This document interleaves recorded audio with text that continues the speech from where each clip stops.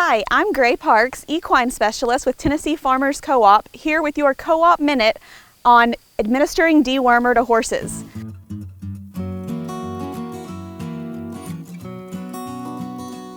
I want to remind you the importance of a fecal egg count to determine when and how to deworm your horse, the importance of knowing your horse's weight, and how to train your horse to accept dewormer willingly.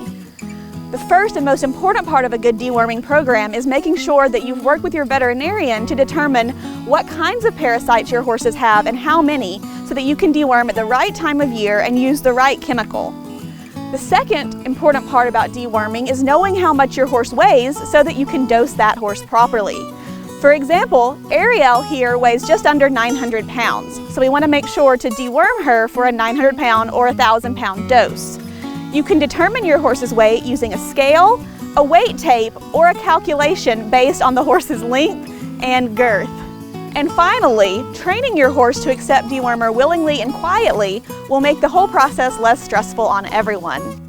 Thanks again for joining us in this Co-op Minute. Check back next week for more tips.